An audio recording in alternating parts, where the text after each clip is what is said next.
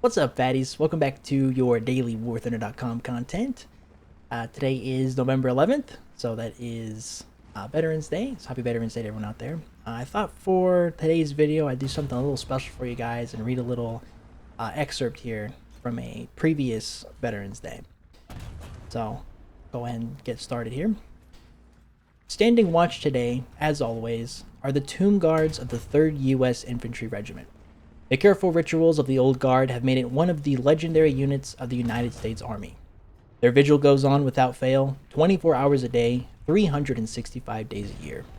It's an honor for anyone to be selected as a tomb guard, and I want to commend these fine American soldiers for carrying out their duty with great skill and dignity. This holiday is the nation used to be called Armistice Day, after the document signed on the 11th hour of the 11th day of the 11th month in the year 1918. Which brought to an end the First World War. Well over 4 million Americans served in that conflict, and all of them are now gone except for one. He is Frank Buckles of Charlestown, West Virginia, who 90 years ago today was on active duty in the United States Army. Our last doughboy is nearly 108 years old, and on this Veterans Day we're thinking of him with the greatest respect and pride. Corporal Buckles is a living connection to a war fought long ago, to a time when America deployed a great army to oppose the enemies of freedom.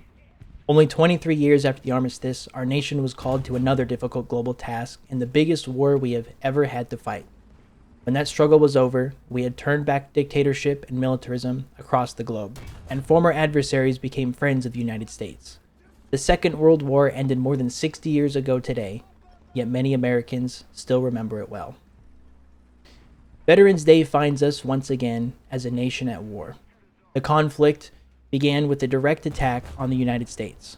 After 7 years, the war goes on, but never again has the battle returned to American soil. We are safer than we were on September 11th, and we remain today as we have been for 232 years, a free people, worthy of our freedom, and determined to protect this great nation founded under God. There is no mystery behind the endurance and the success of American liberty. It is because in every generation, from the Revolutionary period to this very hour, brave Americans have stepped forward and served honorably in the armed forces of the United States. Every one of them deserves the thanks and the admiration of the entire country.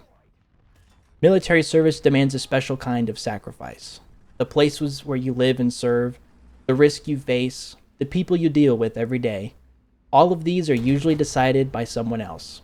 For the time you spend in uniform, the interests of the nation must always come first. And those duties are shared by family members who make sacrifices of their own, face separation during deployments, and sometimes bear extreme and permanent loss. Military service brings rewards as well. There is the pride of developing one's character and becoming a leader, serving a cause far greater than any self-interest and knowing that our nation's cause is the hope of the world. Every man and woman who wears America's uniform is part of a long, unbroken line of achievement and honor.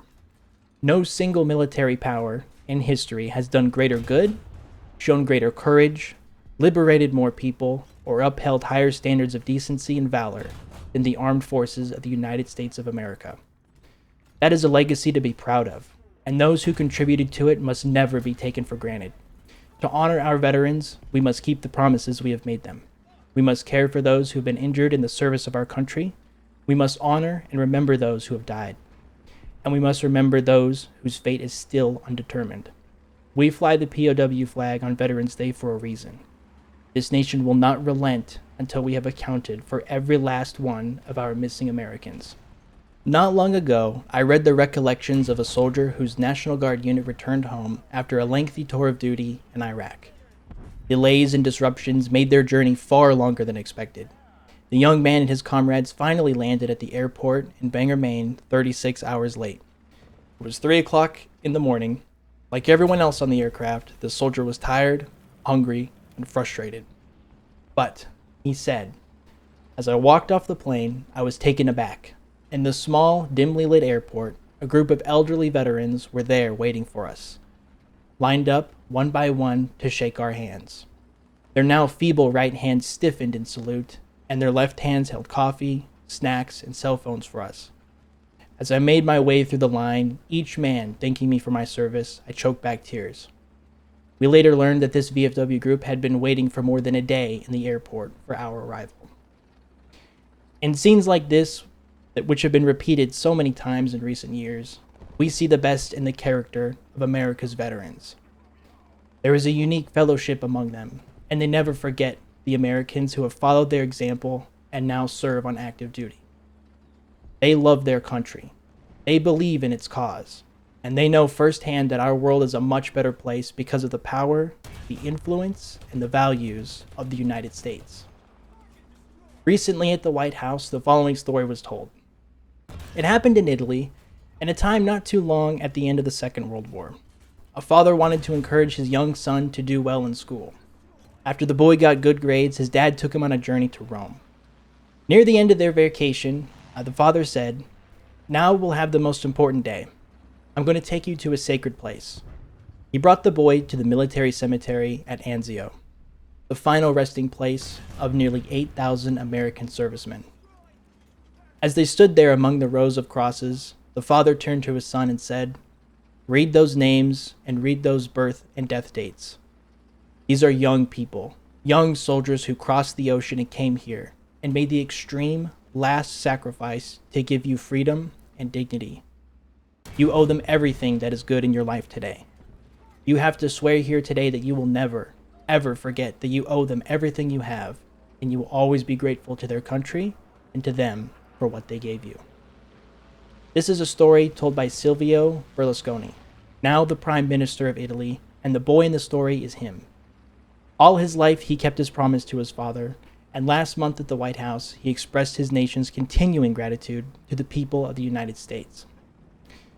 The America that liberated Europe 6 decades ago is still an active, hopeful presence in the affairs of mankind. In a world of so many perils, from hunger and disease, to political oppression, to the spread of deadly technology, America remains the best hope of those who suffer and live in fear. Our cause is liberty, justice, and peace. And millions breathe free today because of American soldiers who fought and sacrificed for that cause. Many of those heroes rest in places like Anzio and Arlington, yet so many of them are still with us as friends, as neighbors, and colleagues. They are America's veterans, and they are still the pride of our nation. They have fought our wars, defended our shores, and kept us free. May God keep us ever grateful for their service. Thank you very much. Happy Veterans Day. Bye-bye.